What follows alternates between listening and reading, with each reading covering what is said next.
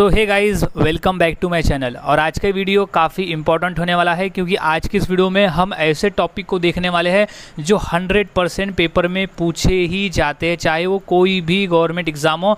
100% ऐसे क्वेश्चन आते ही है और वो टाइप है सही संबंध चुनो, यानी चूज़ करेक्ट रिलेशन। इस तरह का क्वेश्चन 100% पेपर में आता ही है।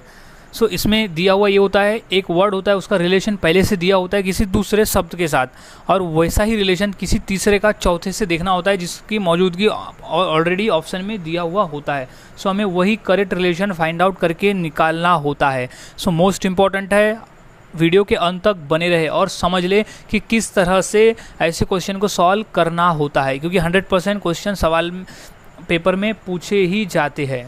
सो शुरुआत करते हैं। सो ट्रिक जान लेनी है क्योंकि क्वेश्चन रिपीट नहीं होते। अगर हमें ट्रिक याद रहती है तो हम इस तरह के प्रॉब्लम को आसानी से सॉल्व कर सकते हैं। सो शुरुआत करते हैं। सबसे पहला क्वेश्चन हमारा है, पृथ्वी का संबंध यहाँ बताया गया है नीला से। पृथ्वी का संबंध नीला से बताया गया है। सो वैसा ही संबंध, जिस तरह का संबंध पृथ्वी का नीला से है, वैसा ही सेम टू सेम संबंध मंगल का ऑप्शन में दिए गए किसके साथ में होगा। सो ये हमें फाइंड आउट करके निकालना है। सो ये क्वेश्चन आरआरबी ग्रुप डी 2018 में ये प्रश्न पूछा गया था। सो सबसे पहले हमें ये निकालना होता है कि पृथ्वी का नीला से किस तरह का संबंध है, क्योंकि वही संबंध मंगल का ऑप्शन में दिए गए किसी एक के साथ निकल जाएगा। तो सबसे पहले पृथ्वी और नीला के बीच का हम डिफरेंस समझ लेते हैं, इनका फ़र्क हम समझ लेते हैं कि इनके बीच में क्या रिलेशन है आपस में। सो पृथ्वी अगर हम देखें तो सौरमंडल में पृथ्वी एक ग्रह है जो कि नीले कलर का दिखाई पड़ता है, यानी उसमें पानी अधिक होने की वजह से वो नीला कलर का दिखाई पड़ता है, इसलिए पृथ्वी जो है वो नीला है, यानी उसका कलर है नीला। तो उसी तरह से मंगल ग्रह का कलर क्या होगा।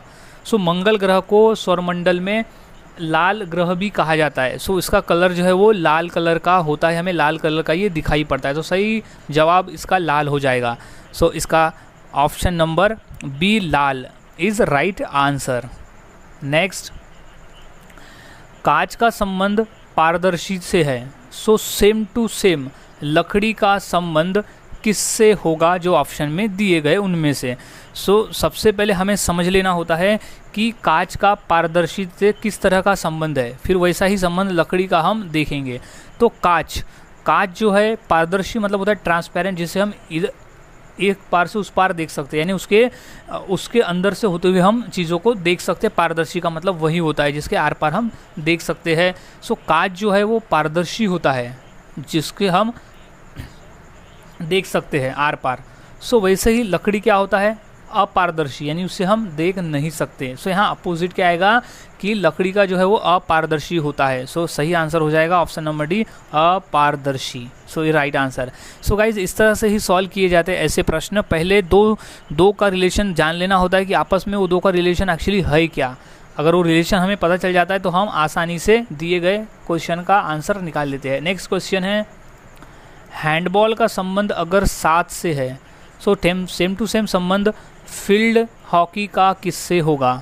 सो हैंडबॉल एक खेल है जिसमें 7 खिलाड़ी होते हैं जो 7 खिलाड़ी खेलते हैं। सो अगर हैंडबॉल में 7 खिलाड़ी खेलते हैं तो फील्ड हॉकी में कितने खिलाड़ी खेलते होंगे। सो इसका सही जवाब है ऑप्शन नंबर सी 11, उसमें 11 खिलाड़ी होते हैं। सो राइट आंसर हमारा 11 आ जाएगा, क्योंकि हैंडबॉल में 7 खिलाड़ी है तो फील्ड हॉकी में 11 खिलाड़ी होंगे। ये क्वेश्चन आरआरबी जेडी 2019 का पूछा गया प्रश्न है। आसान है, बस हमें चीज़ों को आपस में मिलाना होता है, रिलेशन में इसे समझाना होता है। सो नेक्स्ट है, क्रिकेट का जो संबंध 11 से है, क्रिकेट का जो संबंध 11 से है, वैसा ही सेम टू सेम संबंध कबड्डी का दिए गए ऑप्शन में से किसके साथ होगा। सो सबसे पहले क्रिकेट का संबंध 11 से किस तरह का है वो देख लेते हैं। क्रिकेट एक फील्ड खेल है, मैदान पे खेले जाने वाला खेल है जिसमें 11 खिलाड़ी खेलते हैं, जिसमें कुल खिलाड़ियों की संख्या 11 होती है खेलने वालों की एक दल में।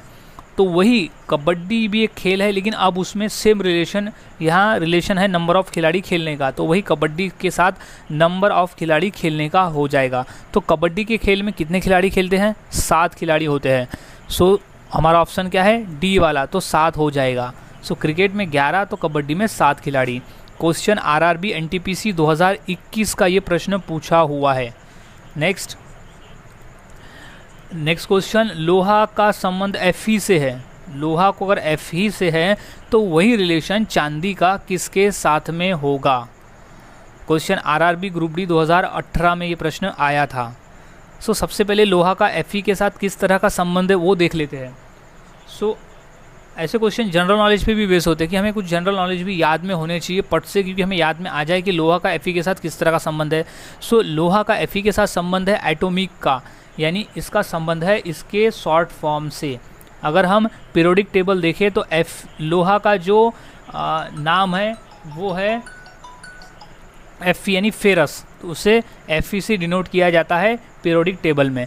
तो उसी तरह से चांदी को किस शॉर्टकट नाम से दर्शाया जाता है यानी उसे लिखा जाता है वो हमें देखना होगा। सो उसे लिखा जाता है Ag नाम से। So right answer is Ag हो जाएगा। तो option number C Ag, right answer is Ag हो जाएगा।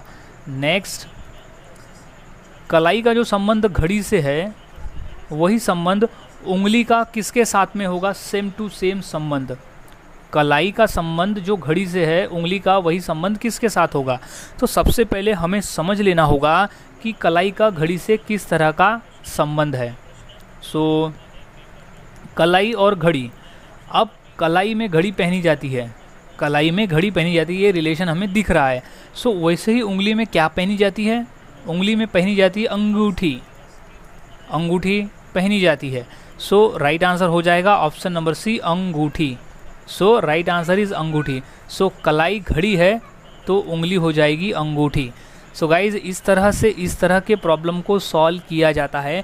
काफ़ी आसान है, बस हमें देखना होता है कि पहले दो में क्या रिलेशन है, वही रिलेशन हमें तीसरा का चौथे के साथ देखना होता है जो ऑलरेडी इसमें मौजूद है। So question RRB group D 2018 में ये प्रश्न आया हुआ है। नेक्स्ट क्वेश्चन देख लेते हैं।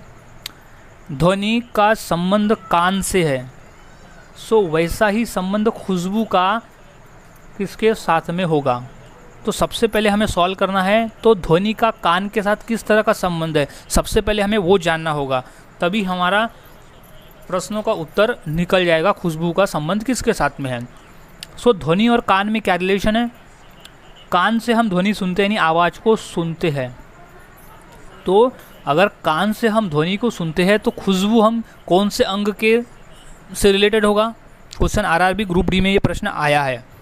सो उसका संबंध सीधा सीधा नाक से हम खुशबू लेते हैं, तो ऑप्शन नंबर सी हो जाएगा नाक, यानी राइट आंसर इज नाक। सो नाक से हम खुशबू लेंगे। नेक्स्ट क्वेश्चन देख लेते हैं।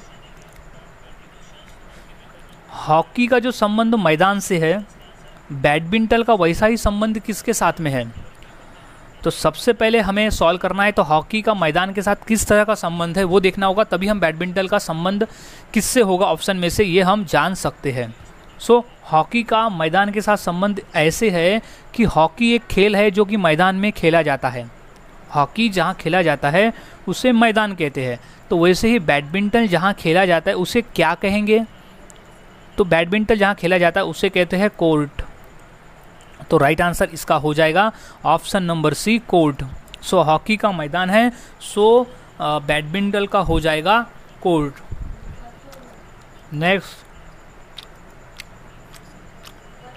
गरम का जो संबंध ठंडा से है वैसा ही संबंध बोलना का किसके साथ होगा? गरम का जो संबंध ठंडा से है उससे बोलना का वैसा ही संबंध किसके साथ हो जाएगा? सो सबसे पहले गरम और ठंडा में क्या फ़र्क है, यानी उनके बीच का क्या रिलेशन है वो सबसे पहले हम जान लेते हैं। सो गरम ठंडा, यहाँ देखिए कि गरम ठंडा की क्या है, ये दोनों अपोजिट है, दोनों एक दूसरे के विलोम है। तो वैसे ही बोलना का विलोम क्या हो जाएगा, उसका अपोजिट क्या हो जाएगा? वो हो जाएगा मौन रहना, बिल्कुल भी ना बोलना, बिल्कुल मौन हो जाना। सो राइट आंसर इज मौन। क्वेश्चन आरआरबी ग्रुप डी 2018 में ये प्रश्न पूछा गया है। नेक्स्ट क्वेश्चन, कुर्सी का जो संबंध फर्नीचर से है वैसा ही संबंध शर्ट का किसके साथ होगा? क्वेश्चन आरआरबी ग्रुप डी 2018 में ये प्रश्न आया हुआ है। सो सबसे पहले हमें समझना है कि कुर्सी का फर्नीचर के साथ किस तरह का संबंध है। सो कुर्सी का संबंध फर्नीचर से है। फर्नीचर की चीज़ को हम मतलब यानी फर्नीचर है, फर्नीचर में कुर्सी आ जाती है, टेबल आ जाता है, पलंग आ जाता है, यानी फर्नीचर का प्रकार कुर्सी है। तो वैसे ही शर्ट किसका प्रकार है? राइट आंसर हो जाएगा ऑप्शन नंबर बी गारमेंट का प्रकार है। सो राइट आंसर इज गारमेडीज इसका सही जवाब हो जाएगा। नेक्स्ट प्रश्न, जापान का जो संबंध एन से है वैसा ही सेम टू सेम संबंध कोरिया का किसके साथ में है, ये हमें फाइंड आउट करके निकालना है। तो सबसे पहले हम जापान का एन के साथ किस तरह का संबंध है वो देख लेते हैं। सो जापान और एन में क्या संबंध है कि जापान एक देश है और एन एक करेंसी है। सो जापान की करेंसी है एन, सो वैसे ही कोरिया की करेंसी क्या होगी ये हमें फाइंड आउट करके निकालना है। सो जापान में एन चलता है तो कोरिया में चलता है वान। वान नामक जो करेंसी है वो कोरिया में चलता है। क्वेश्चन आरआरबी ग्रुप डी 2018 में ये प्रश्न पूछा जा चुका है, याद में रख लेना है। नेक्स्ट, जो संबंध आर्मी का सैनिक के साथ है वही सा ही संबंध गैलेक्सी का किसके साथ में होगा। आरआरबी ग्रुप डी 2018 में ये प्रश्न पूछा गया था। सो आर्मी का जो संबंध सैनिक से किस तरह से हम देख लेते हैं। आर्मी एक बड़ी फौज होती है जिसमें सैनिक होते हैं, जिसमें सैनिक का प्रतिभागी होता है, सैनिकों से मिलकर ही एक आर्मी तैयार होती है। तो उसी तरह से गैलेक्सी किससे तैयार होती है, किससे बनकर, सो वो तैयार होती है ग्रहों से बनकर। सो राइट आंसर इसका हो जाएगा ग्रह, क्वेश्चन पूछा गया है। नेक्स्ट, जापान का संबंध टोक्यो से है। जो संबंध जापान का टोक्यो से है वैसा ही चीन का संबंध दिए में से ऑप्शन में से किससे होगा। आरआरबी ग्रुप डी 2018 का ये प्रश्न है। सो सबसे पहले हम देख लेते हैं कि जापान का टोक्यो के साथ किस तरह का संबंध है। सो जापान एक देश है और टोक्यो एक राजधानी है। सो जापान की राजधानी जो है वो टोक्यो है। सो उसी तरह से अब यहाँ संबंध राजधानी का आ रहा है। सो उसी तरह से चीन की राजधानी क्या है, वो है बीजिंग। सो बीजिंग इसका सही जवाब हो जाएगा। नेक्स्ट क्वेश्चन, ओडोमीटर का संबंध गति से है। सो वही संबंध, वैसा ही प्रकार का संबंध मीटर का दिए गए ऑप्शन में से किसके साथ में होगा। सो सबसे पहले ओडोमीटर और गति के बीच में क्या रिलेशन है वो हम देख लेते हैं। ओडोमीटर का यूज़ हम गति देखने के लिए करते हैं, गति को देखने के लिए करते हैं ओडोमीटर का। तो उसी तरह से मीटर का प्रयोग हम किस लिए करते हैं, यहाँ इलेक्ट्रिक मीटर की बात हो रही है। सो मीटर का प्रयोग हम किस लिए करेंगे, क्योंकि ऑप्शन में दिए गए में से करंट का, क्योंकि करंट का ही उपयोग हम मीटर के लिए करते हैं। सो इसका राइट आंसर हो जाएगा करंट को देखने के लिए। नेक्स्ट है, मकान का जो संबंध घर से है, मकान का जो संबंध घर से है वैसा ही संबंध दोस्त का किसके साथ में हो जाएगा। क्वेश्चन इंपॉर्टेंट है और ये क्वेश्चन पूछा गया है आरआरबी ग्रुप डी 2018 के पेपर में। सो इसका सही जवाब कहने से पहले हमें देखना होगा कि इसका संबंध किसके साथ में हो जाएगा। सो मकान घर दोनों एक दूसरे से जुड़े हैं। सो वैसे ही दोस्त का संबंध हो जाएगा सदोष से। So right answer is B हो जाएगा सदोष। नेक्स्ट, जो संबंध पेन का लिखना है, लिखने के साथ है वैसा ही संबंध चाकू का किसके साथ में होगा। सो सबसे पहले पेन और लिखने ये दोनों का संबंध हम देख लेते हैं किस तरह का है, क्योंकि हमें अगर ये संबंध पता चल जाएगा तो चाकू का संबंध हमें ऑटोमेटिकली ही समझ में आ जाएगा। सो पेन का उपयोग हम किस लिए करते हैं, लिखने के लिए करते हैं। तो यहाँ संबंध लिखने से आ रहा, मतलब पेन का उपयोग करने से आ रहा है। तो वही संबंध चाकू का उपयोग किस लिए करते हैं, तो चाकू का संबंध किससे हो जाएगा, वो हम उपयोग करते हैं काटने के लिए। तो ऑप्शन नंबर बी हो जाएगा राइट आंसर, काटना। क्वेश्चन आरआरबी ग्रुप डी 2018 में ये प्रश्न पूछा गया था। नेक्स्ट है, जो संबंध प्रार्थना का मंदिर के साथ में है वैसा ही संबंध रसोइया का किसके साथ में हो जाएगा। तो सबसे पहले प्रार्थना और मंदिर के बीच में क्या संबंध है हम उसे पहले जान लेते हैं, तभी हम रसोइया का संबंध निकाल पाएंगे। सो मंदिर में क्या होती है, प्रार्थना। प्रार्थना जो होती है वो मंदिर में होती है, वैसे ही रसोइया क्या करता है, यानी मंदिर में अगर प्रार्थना होती है तो रसोइया कहाँ रहता है, यानी क्या होता है। सो इसका सही जवाब हो जाएगा ऑप्शन नंबर ए, रसोई में। मंदिर में अगर प्रार्थना है तो रसोई में रसोइया होता है। नेक्स्ट, जो संबंध पेट्रोल का कार के साथ में है वैसा ही सेम संबंध विद्युत का दिए गए ऑप्शन में से किसके साथ होगा। क्वेश्चन आरआरबी ग्रुप डी 2018 का प्रश्न है। सो सबसे पहले समझ लेते हैं कि पेट्रोल का कार के साथ किस तरह का संबंध है। सो पेट्रोल चलता है यानी पेट्रोल से कार चलती है। यहाँ संबंध है कि पेट्रोल का उपयोग करके हम कार को चलाते हैं।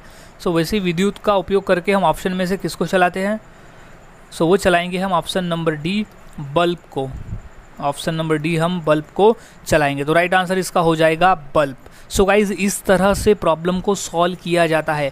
काफ़ी आसान है, बस हमें पहले रिलेशन देखने होते हैं, फिर उससे हमें दूसरा रिलेशन ऑटोमेटिक ही निकल जाता है। अगला क्वेश्चन हो जाएगा, बास्केटबॉल का संबंध 5 से है, तो वही संबंध, वैसा ही संबंध फुटबॉल का किसके साथ में होगा? आरआरबी 2019 में ये प्रश्न पूछा गया था। तो सबसे पहले हमें देखना है कि बास्केटबॉल का 5 के साथ किस तरह का संबंध है। सो फिर हम फुटबॉल का संबंध निकाल पाएंगे। सो बास्केटबॉल एक तरह का खेल है, गेम है, जिसमें 5 खिलाड़ी होते हैं, यानी बास्केटबॉल में 5 खिलाड़ी खेलते हैं एक दल में। सो उसी तरह से फुटबॉल में एक दल में कितने खिलाड़ी खेलेंगे, क्योंकि वही रिलेशन बनेगा। सो फुटबॉल के एक दल में खिलाड़ी की संख्या होती है 11। सो हमारा जो ऑप्शन नंबर सी है 11, वो राइट आंसर हो जाएगा। नेक्स्ट, पर्वत का जो संबंध घाटी से है, वैसा ही दुश्मन का ऑप्शन में दिए गए किसके साथ में संबंध हो जाएगा? आरआरबी जेईई 2019 का ये प्रश्न पूछा गया है। सो सबसे पहले पर्वत और घाटी के बीच का डिफरेंस हम निकाल लेते हैं। सो पर्वत और घाटी के बीच का फ़र्क है कि ये दोनों एक दूसरे के अपोजिट है। पर्वत और घाटी एक दूसरे के अपोजिट है, विरुद्ध में है। तो वैसा ही दुश्मन का यहाँ पर विरुद्ध हो जाएगा, यानी विरोध विलोम शब्द आएगा। सो दुश्मन का क्या होता है? दोस्त। सो सही आंसर हो जाएगा ऑप्शन नंबर बी, दोस्त। सो दुश्मन का दोस्त। नेक्स्ट, जो संबंध जंगल का चिड़ियाघर से है, वैसा ही सेम संबंध समुद्र का किसके साथ में होगा? आरआरबी जेईई 2019 में ये प्रश्न पूछा गया था। सो सबसे पहले जंगल और चिड़ियाघर में क्या फ़र्क है वो हम अच्छे से समझ लेते हैं, यानी उनके बीच का डिफरेंस क्या है। सो जंगल एक बड़ा पार्ट है जिसमें प्राणी रहते हैं, और उसी का छोटा भाग होता है चिड़ियाघर, जिसमें भी प्राणी होते हैं, लेकिन यहाँ कैद होते हैं। चिड़ियाघर में, जंगल में खुले होते हैं। तो उसी तरह से समुद्र में, और ऐसी कौन सी जगह है जो समुद्र बड़ा भाग हो और समुद्र के उल्टा उसका छोटा भाग हो, जहाँ मछलियाँ होती है? तो समुद्र में बड़े पैमाने पर मछलियाँ होती है, और एक्वेरियम में होती है छोटे पैमाने पर। सो इसका right answer option number C हो जाएगा, एक्वेरियम। नेक्स्ट, जो संबंध चेहरा का अभिव्यक्ति से है, वैसा ही संबंध हाथ का दिए गए ऑप्शन में से किसके साथ होगा? आरआरबी जेईई 2019 में ये प्रश्न पूछा गया है। सो सबसे पहले चेहरा और अभिव्यक्ति के बीच में क्या रिलेशन है वो देख लेते हैं, ताकि हम हाथ के साथ वाला रिलेशन निकाल सकें। सो चेहरे में हाव भाव प्रकट होता है, सो उसका होता है अभिव्यक्ति, यानी अभिव्यक्ति की जो चेहरे से पहचान होती है अभिव्यक्ति की, यानी अभिव्यक्ति का हम उसे पहचान सकते हैं। तो वैसे ही हाथ का संबंध किससे हो जाएगा? उसका होगा इशारा करने से। सो हाथ से हम इशारा करते हैं। सो राइट आंसर इज इशारा करना। नेक्स्ट, जापान का जो संबंध ग्रीन तीतर से है, वैसा ही सेम संबंध भारत का किसके साथ में होगा? क्वेश्चन आरआरबी जेईई 2019 में ये प्रश्न पूछा जा चुका है। सो सबसे पहले हमें देखना है कि जापान और ग्रीन तीतर के बीच में क्या संबंध है। सो जापान एक देश है और ग्रीन तीतर एक पक्षी का नाम है। सो जापान की जो राष्ट्रीय पक्षी है वो है ग्रीन तीतर। अब यहाँ संबंध बन रहा है कि राष्ट्रीय पक्षी का। सो वही संबंध भारत का राष्ट्रीय पक्षी से बन जाएगा। सो भारत का राष्ट्रीय पक्षी क्या है? वो है मोर। सो इसका राइट जवाब हो जाएगा ऑप्शन नंबर बी, मोर। सो जापान का ग्रीन तीतर है तो भारत का है मोर। सो गाइज इस तरह से प्रॉब्लम सॉल्व किए जाते हैं, इस तरह के। काफ़ी आसान है, बस ट्रिक याद में रखना होता है। अगर ट्रिक याद में है तो हम आसानी से इस तरह के प्रॉब्लम को सॉल्व कर सकते हैं, क्योंकि 100% ऐसे क्वेश्चन पेपर में पूछे ही जाते हैं। नेक्स्ट है, प्रकाश का संबंध है अंधा से। सो वैसा ही संबंध भाषण का किसके साथ में है? सो सबसे पहले रिलेशन निकालना होगा, प्रकाश के साथ अंधा का किस तरह का संबंध है। सो वही संबंध भाषण का दिए गए ऑप्शन में से किसी एक का आ जाएगा। क्वेश्चन आरआरबी जेईई 2019 में ये प्रश्न पूछा गया है। सो प्रकाश और अंधा, सो यहाँ हम देखें तो अंधा जो है वो प्रकाश नहीं देख सकते, यानी चीज़ों को नहीं देख सकता। सो यहाँ अंधा जो है वो प्रकाश को नहीं देख सकता। सो उसी तरह से भाषण को कौन नहीं सुन सकता, यानी अंधा जो है वो एबल नहीं है प्रकाश को देखने में। सो ऑप्शन में से कोई एक है जो कि भाषण को सुनने में असमर्थ है, या सुनने में या तो फिर बोलने में। ऑप्शन में हो सकते हैं या तो भाषण देने में या तो भाषण सुनने में। तो अगर सुनने में है तो बहरा होगा, अगर बोलने में होगा तो गूंगा होगा। सो ऑप्शन में है चुप, गूंगा, आवाज़ और भाषा। सो इसमें से सही जवाब हो जाएगा ऑप्शन नंबर बी, गूंगा, क्योंकि यहाँ बहरा तो है नहीं कि वो सुनेगा, तो यहाँ गूंगा है जो कि वो बोल नहीं सकेगा। सो अंधा प्रकाश को नहीं देख सकता, तो वैसे ही गूंगा जो है वो भाषण नहीं दे सकता। नेक्स्ट, जो संबंध होटल का मेनू से है वैसा ही सेम संबंध पुस्तकालय का किसके साथ में होगा। आरआरबी 2019 में ये प्रश्न पूछा गया है। सो सबसे पहले होटल का मेनू के साथ किस तरह का संबंध है वो हम जान लेते हैं। सो होटल में क्या होता है, मेनू होता है। जब हम होटल में जाते हैं तो खाने के मेनू हमें दिखाते हैं। तो वैसे ही अगर हम पुस्तकालय में जाएंगे तो हमें क्या दिखाएगा, वो एक तो पुस्तकों की लिस्ट दिखाएगा, जो कि सभी पुस्तकें जो पुस्तकें वहाँ मौजूद होगी वो होगी। जैसे होटल में जो खाना होता है वो मेनू में दिखाया होता है, वैसे पुस्तकालय में जो पुस्तक होंगे उनकी वो सूची दिखाएगा। तो सूची को क्या कहेंगे, उन्हें कहा जाता है कैटलॉग। सो राइट आंसर उसका हो जाएगा कैटलॉग। सो होटल में मेनू तो पुस्तकालय में कैटलॉग। सो गाइज इस तरह से ऐसे प्रश्नों को सॉल्व किया जाता है। काफ़ी इंपॉर्टेंट है क्योंकि 100% इस टाइप के क्वेश्चन पेपर में पूछे ही जाते हैं। तो इस तरह से प्रॉब्लम सॉल्व किया जाता है। सो बस अनेक क्वेश्चन की प्रैक्टिस करते रहे, क्योंकि इसमें होता ये है कि क्वेश्चन रिपीट नहीं होते, क्वेश्चन कुछ भी पूछे जा सकते हैं। बस हमें याद में रखना होता है ट्रिक कि किस तरह से उसे सॉल्व करना होता है। सो मिलता हूँ ऐसे ही और नए प्रश्नों के साथ अगले वीडियो में। तब तक के लिए चैनल के साथ बने रहे, वीडियोस को देखते रहे और इसी तरह से अनेक क्वेश्चनों की प्रैक्टिस करते रहे।